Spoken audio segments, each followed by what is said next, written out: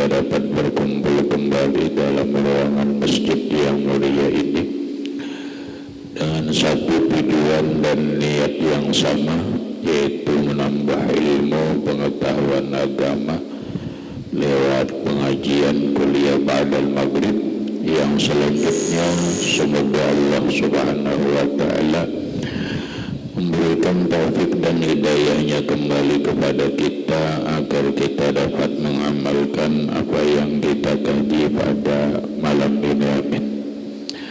Bapak-bapak, ibu-ibu hadirin wal hadirat rahimakumullah. Alhamdulillah, pada malam ini kita berada di malam yang paling afdal, di malam yang termulia, yaitu malam Arafah, yang merupakan bagian malam yang doa diistijabah atau diijabah oleh Allah Subhanahu wa Ta'ala, yang mana termaktub dalam sebuah hadis ada 4 malam yang diberi oleh Allah Subhanahu wa Ta'ala keistimewaan mustajab doa. Yang pertama adalah malam Jumat, yang kedua malam 2 hari raya, yang ketiga malam nisfu Sya'ban, yang keempat Lailatul Qadar, yang kelima malam Arafah. Malam Arafah sekaligus hari Arafah adalah hari dan malam yang paling afdal dalam sepanjang tahun. Dalam sepanjang tahun, maka hari yang paling afdal itu adalah hari Arafah. Oleh karena demikian, sesuai dengan keadaan kita pada hari malam ini, sedikit kita mengupas atau seadanya terkait dengan Arafah. Yang pertama, kenapa disebut dengan Arafah? Yang kedua, apa yang baik dilakukan di hari Arafah? Terkait kenapa hari itu disebut dengan Arafah, ada beberapa riwayat. Kita ambil satu riwayat yang baik yang termaktub di dalam kitab Al-Ghunyah karangan Syekh Abdul Qadir Jailani radhiyallahu an, riwayat daripada Abdullah bin Abbas radhiyallahu an.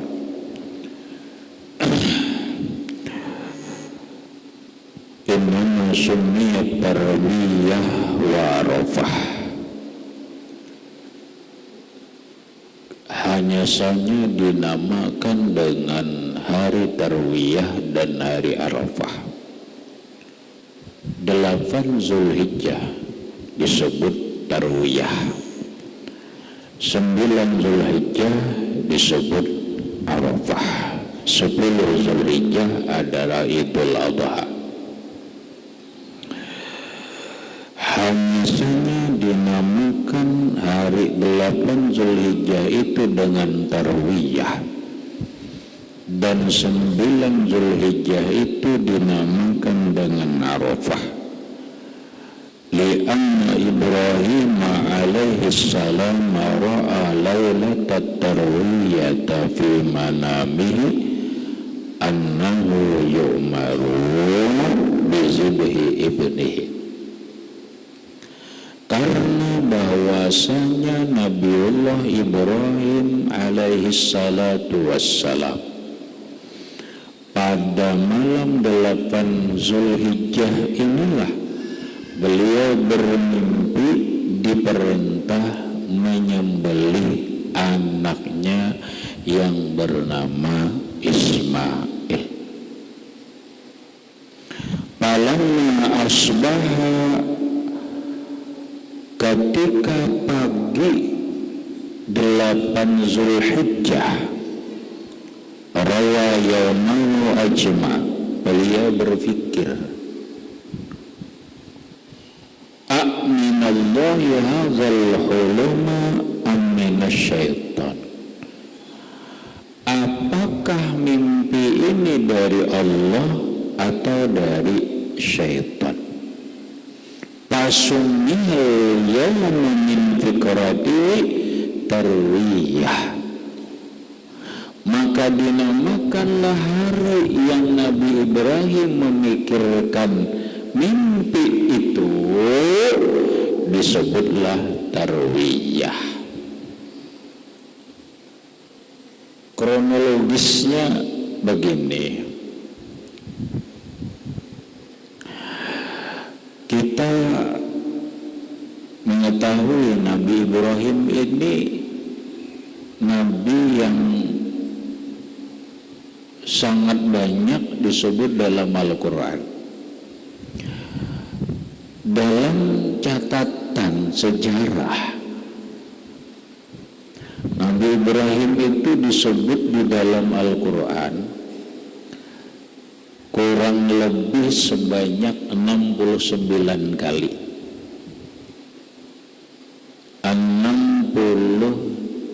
69 kali. Beliau disebut dalam Al-Quran sebanyak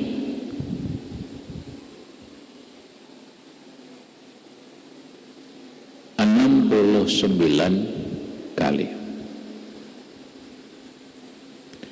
Di dalam 25 surah.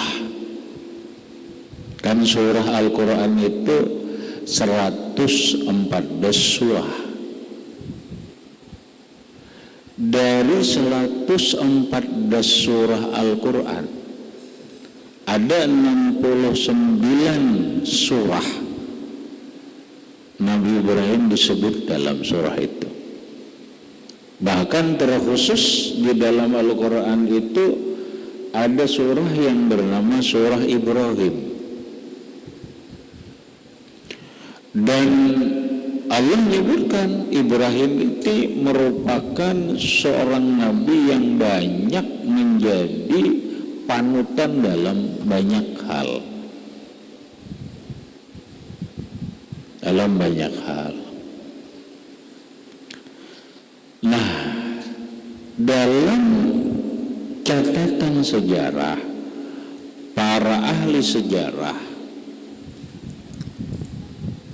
menjelaskan Nabi Ibrahim kawin dengan Sarah, menjalani kehidupan berumah tangga selama 20 tahun. Selama 20 tahun. Namun beliau tidak punya anak. Sarah gelisah. Ya istilah bibinian kan khawatir. Karena merasa diri ini mandul, karena merasa diri ini tidak bisa hamil, gelisah. Sementara tujuan dari berumah tangga itu adalah agar berlangsung sebuah generasi, ada melahirkan sebuah keturunan. Bingung memang, Sarah ini bingung. Istilah orang sekarang takutan lah ya. Kalau punya Nabi Ibrahim ini ubah rasa. Karena 20 tahun sudah kada beranak. Pada akhirnya Nabi Ibrahim memang tidak pernah putus berdoa, Rabbi habli minas sholihin, Rabbi habli minas sholihin. Tuhan berikan aku anak yang soleh.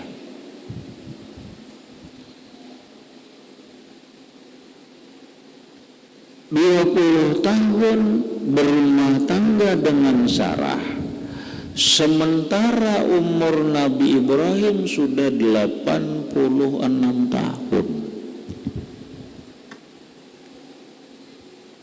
Tapi ngaran lalakian kan gak jadi masalah.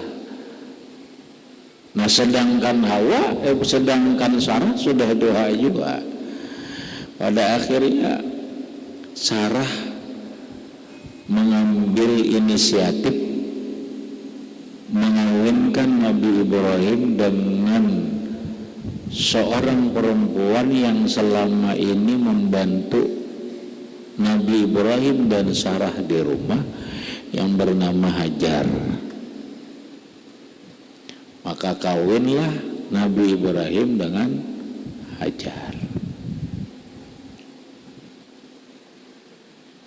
Nah disinilah Allah memberikan kepada Nabi Ibrahim sebuah keajaiban, Hajar hamil. Pada akhirnya melahirkan seorang anak. Hajar beranak. Tapi yang lebih ajaibnya lagi, Allah berfirman dalam Al-Quran, "Fabasyarnahu bi Ishaq." Allah memberikan kabar gembira lagi kepada Nabi Ibrahim akan lahir seorang anak laki-laki yang diberi nama Ishak. Ajaibnya, 5 tahun setelah Hajar melahirkan Ismail, Sarah hamil. Lahirlah Ishak. Lahirlah Ishak. Inilah sebuah keajaiban dari Allah. Nah, agak panjang memang perjalanannya. Yang kita cari ini adalah masalah mimpi tadi. Waktu berjalan Nabi Ibrahim jelas sayanglah sampai kurang lebih Ismail itu berumur 13 tahun. Bukan bayi lah, 13 tahun. Ismail itu berumur 13 tahun. Lalu Nabi Ibrahim mimpi 8 Zulhijjah beliau mimpi. Dari mimpinya agar anak yang Ismail ini disembelih. Ini menurut ahlu sunnah wal jamaah. Walaupun menurut Syiah ini bukan Ismail yang disembelih, tapi adalah Ishak. Dah kita Ismail lah, banyak dalil yang menjelaskan. Maka malam 8 Zulhijjah beliau bermimpi, siangnya beliau mikir, ini mimpi apa dari Allah, apa dari setan. Nah, berikutnya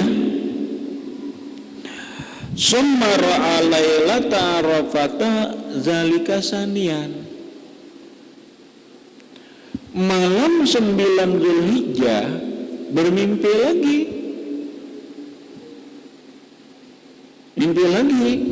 Mimpi diperintah menyembelih Ismail. Nah maka palamma asbaha, begitu pagi, bangun pagi dari 9 Zulhijjah itu, arafa anna zalika minallahi subhanahu wa ta'ala. Secara pasti Nabi Ibrahim hakul yakin ini dari Allah. Ini dari Allah subhanahu wa ta'ala. Pasummiya dzalikal yaum Arafah. Maka dinamakanlah hari ini atau hari 9 Zulhijjah itu disebut hari Arafah.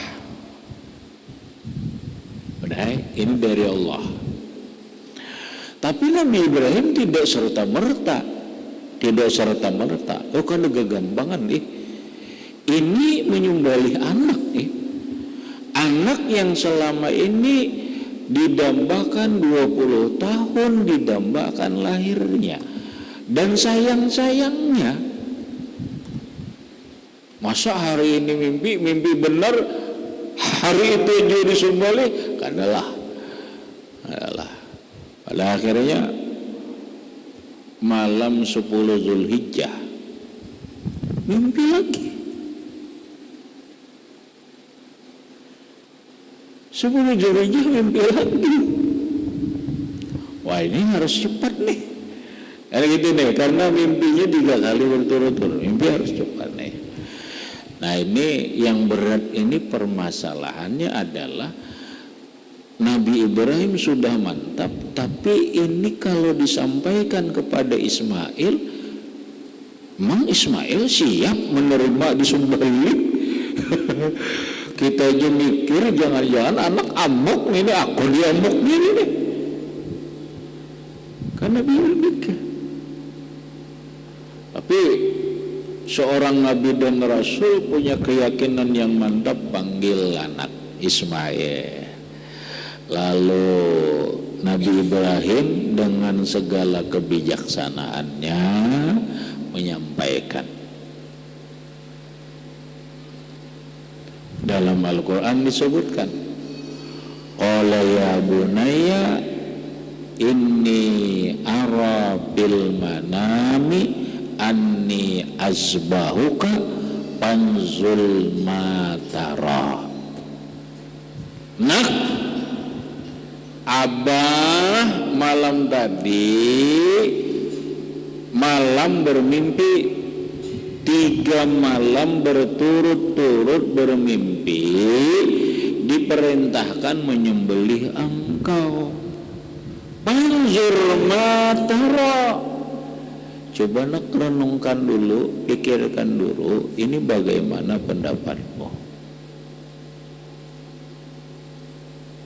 Wah, ya awal ini kakan-kakan padahal nyembelih berdulu saya ambil atau buka atau ambil barang. Ini yang jadi masalah nih.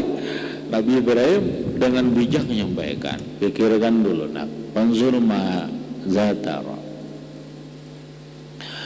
Di luar dugaan, alhamdulillah dengan tegas Ismail menjawab, qala ya abatif al-ma tu'mar satajiduni insyaallahu minas sabirin. Bah,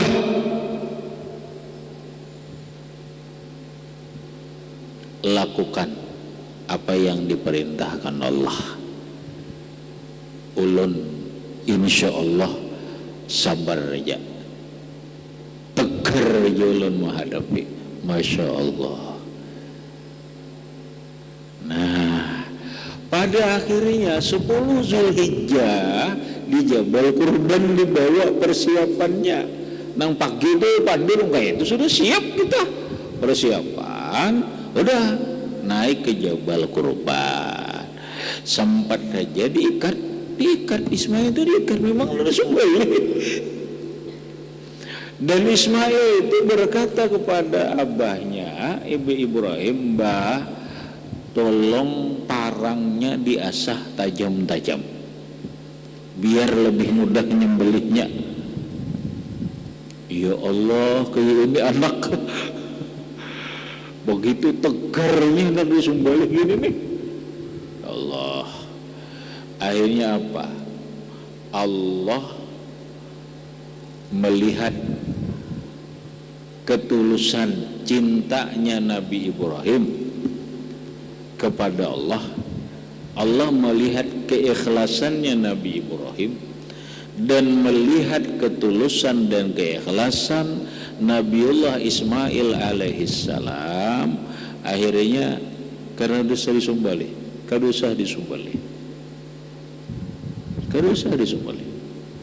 tetapi unzur ilal jabal, lihat tuh di atas gunung tuh. Ternyata di atas Jabal Kurban itu ada seekor kibas bersih di atas gunung. Aneh kalau masuk di atas gunung. Oh, ternyata itu dari surga. Ismail gak usah disembelih, itu sembelih kurban, sembelih sebagai gantinya adalah kibas dari surga.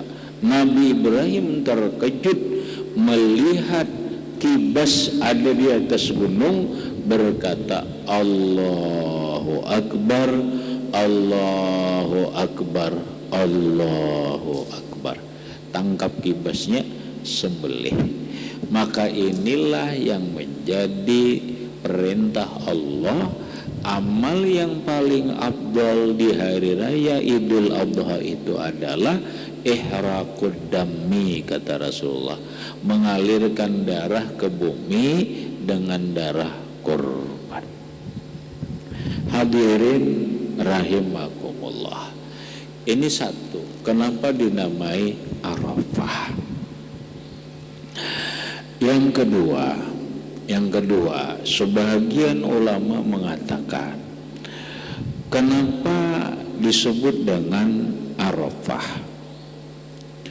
Arafah itu maknanya mengenal. Lalu oleh sebagian ulama mengatakan manusia pada 9 Zulhijjah ini wukuf di Arafah. Allah, manusia ini wukuf di Arafah. Loh, kenapa di Arafah? Tempatnya juga nama Arafah, harinya juga disebut Arafah. Oh, ternyata manusia di padang Arafah ini semuanya iktiraf. Kalau orang belajar bahasa, Arafah itu maknanya mengenal, lalu menjadi fi'il sulasi mazid, i'tarafa ya'tarifu i'tirafan, i'tiraf, menjadi sebuah pengakuan.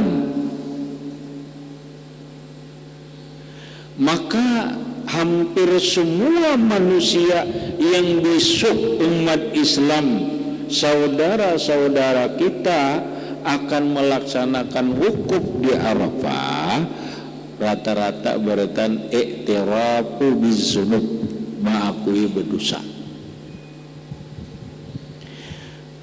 Maka disebutlah Arafah, karena manusia pada 9 Zulhijjah itu memahami, lalu tahu, memahami, lalu mengakui bahwa diri ini memang berlumuran dosa. Dua, yang ketiga, ini yang mungkin agak lebih mendasar. Arafah maknanya pengenalan. Maka ketika kita belajar yang disebut dengan belajar babul haji, maka kita paham ada yang disebut dengan arkanul haji. Rukun-rukun haji itu ada 6. Pertama, ihram sekaligus niat. Yang kedua, wukuf di Arafah. Ketiga, tawaf. Keempat, sa'i. Kelima, cukur. Keenam, tahallul atau tartib. Dari semua arkanul haji, ternyata yang paling pokok itu adalah wukuf di Arafah. Lalu Nabi mengatakan al-hajju Arafah. Rukun haji yang paling besar, rukun haji yang paling pokok itu adalah wukuf di Arafah. Kenapa? Karena selain daripada wukuf di Arafah, semua yang lain itu ada di umrah. Orang umrah itu kan cuma wukuf aja kan, tidak. Umrah itu kan tinggal wukuf, ihram, niat dan ihram di tempat atau di miqat. Miqat itu wajib haji aja. Nah, kemudian tawaf, sa'i, cukur, tahallul lah bahasanya, tartib. Kada ada wukuf di Arafah. Makanya orang sudah umrah itu tinggal wukufnya aja. Nang lain itu sudah ada, nang berbeda itu paling enak wajib haji dan sunat-sunat hajinya aja. Kalau rukunnya cuman wukuf di Arafah yang tidak ada dilakukan oleh orang umrah. Tapi begitu kita pahami salah satu pemahaman daripada wukuf di Arafah, orang masuk wukuf di Arafah itu kan puncaknya itu zuhur. Makanya dalam fikih wukuf di Arafah itu yang penting seseorang ada sesaat berada di tanah Arafah walau sebentar, itu sudah sah. Namun disunatkan orang terhitung masuk sesudah ba'da zawal, setelah gelincir matahari terhitung wukuf, itu dianjurkan atau disunatkan bertemu dengan malam. Makanya orang di Arafah dari habis zuhur sampai habis maghrib. Ada yang maghribnya keluar dari Arafah menuju Muzdalifah, ada sesudah Isya yang keluar menuju Muzdalifah. Yang penting ada ketemu bagian siang di Arafah, bagian malam di Arafah. Itu sunat. Sewajibnya adalah seseorang berada di Arafah itu walau sebentar, walau guring, sudah sah sebenarnya ini wukuf di Arafah. Gitu. Nah, lalu yang kita ambil itu adalah tempat ini namanya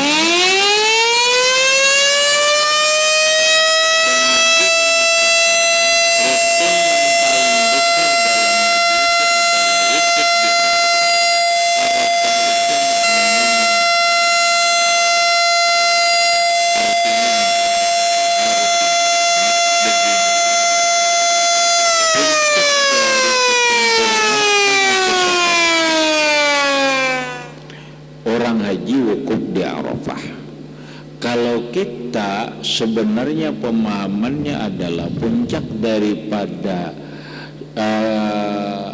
kesempurnaan seseorang adalah di saat dia memang mengenal Allah.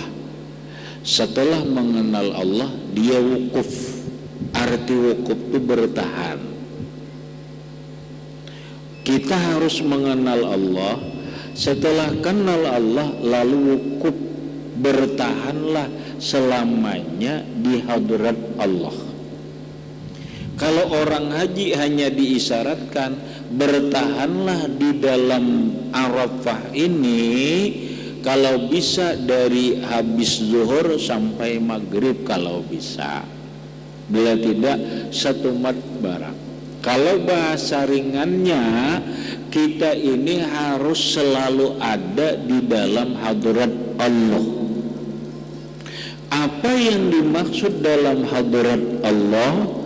Orang yang berada di dalam hadrat Allah itu adalah orang yang hadir dengan penuh kesadaran bahwa dia berada di dalam hadrat Allah, sangat ingat, sangat sadar dengan Allah Subhanahu wa ta'ala, dengan ingat yang sadar dalam tuntunan ilmu mengenal Allah. Gitu. Nah inilah mestinya kita pun kawa wukuf. Kita duduk sebentar bertahan bujur-bujur di hadrat Allah, di hadrat yang kita bagaimana mengenal Allah, inilah puncaknya. Nah, tapi sekali lagi setelah kita Arafah mengenal Allah Subhanahu wa ta'ala, hadirin rahimakumullah, karena waktu terakhir, apa yang sebaiknya kita lakukan di hari Arafah, baik malam Arafah atau di hari Arafah? Ya secara umum yang paling bagus dilakukan adalah melakukan semua bentuk ibadah menggunakan waktu yang diijabah oleh Allah Subhanahu wa ta'ala. Walaupun ada secara khusus siang Arafah. Rasulullah Shallallahu Alaihi Wasallam bersabda dalam satu hadis, kata Nabi, ahli laut dan ahli bumi, penunggu bumi dan penunggu laut itu bertemu di hari Arafah ini, yaitu Nabi Khidir penunggu laut, Nabi Khidir penunggu daratan itu adalah Nabiullah Ilyas alaihi salatu wassalam. Kata Rasulullah, yang menunggu daratan dan menunggu lautan bertemu berkumpul di hari Arafah itu setiap tahun sampai melakukan ibadah haji, sampai saling mencukur. Nah, lalu oleh Rasulullah Shallallahu Alaihi Wasallam mereka mengamalkan ini yang disebut dengan bagus hari Arafah dibaca ini, yang dibaca oleh Nabi Khidir dan Nabi Ilyas. Bismillah, Masya Allah, la ya'ti bil khair illallah. Bismillah, Masya Allah, la yasrifu su'a illallah. Bismillah, Masya Allah, wa ma bikum min ni'matin faminallah. Bismillah, Masya Allah, wa la hawla wa la quwwata illa billah. Ini bacaan yang dibaca oleh Nabi Khidir alaihissalam dan Nabiullah Ilyas alaihissalam. Bismillah, Masya Allah, la ya'ti bil khairi illallah. Bismillah, Masya Allah, la yasrifu su'a illallah. Bismillah, Masya Allah, wa ma bikum min ni'matin faminallah. Bismillah, Masya Allah, la hawla wa la quwwata illa billah. Kata Abdullah bin Abbas, kata Rasulullah, riwayat Abdullah bin Abbas, Rasulullah bersabda, siapa yang membaca Bismillah, Masya Allah, nang dibaca oleh Nabi Khidir tadi, bukan hanya untuk esok hari Arafah aja, bahkan kata Rasulullah, siapa yang membaca itu setiap hari, amina minal gharaq. Satu, dia aman dari tenggelam di dalam lautan, mau tenggelam lamas dan sebagainya. Wal haraki, dia selamat aman dari kebakaran. Wasyarab, dia aman dari kecurian. Insyaallah kada dicinta murang barang. Wa min kulli syai, dan dari apapun diberi oleh Allah Ta'ala keamanan dari apapun yang ia tidak senangi sampai sore. Lalu sore dibaca lagi. Kata Rasulullah, siapa yang membaca sore apa yang dibaca oleh Nabi Khidir dan Nabi Ilyas, dia di dalam pemeliharaan Allah, dalam binting Allah sampai pagi. Itu satu amal ya. Dalam riwayat Jibril, Mikail, Israfil termasuk Nabi Khidir. Artinya turun di hari itu tuh Jibril. Jibril berkata, Masya Allah wa la quwwata illa billah. Lalu dijawab oleh Mikail, Masya Allah kullu ni'matin minallah. Dijawab oleh Israfil, Masya Allah al khairu kulluhu biyadillah. Dijawab oleh Nabi Khidir, la yadba'u su'a illallah. Lalu setelah itu mereka berpisah. Itu di Arafah. Nah, selanjutnya dari Rasulullah Shallallahu Alaihi Wasallam, beliau bersabda, riwayat daripada Abdullah bin Mas'ud radhiyallahu an, Rasulullah bersabda, man shalla yauma Arafah, siapa yang sembahyang di hari Arafah, besok hari, rak'ataini, 2 rakaat, sembahyang 2 rakaat. Ada yang 4, ada yang 2 rakaat. Minta tegesannya 2 rakaat aja. Berarti niatnya usolli sunnata lillahi ta'ala, aku sembahyang sunat 2 rakaat karena Allah Ta'ala. Asal siang Arafah aja tersaja, habis sembahyang duha ke habis zuhur lah, asal jangan habis asar aja. Nah, siapa yang sembahyang 2 rakaat di hari Arafah, yaqra'u fi kulli rak'atin Fatihatal Kitab. Dalam setiap rakaat dia baca surah Al-Fatihah salah samarat 3 kali. Al-Fatihahnya 3 kali.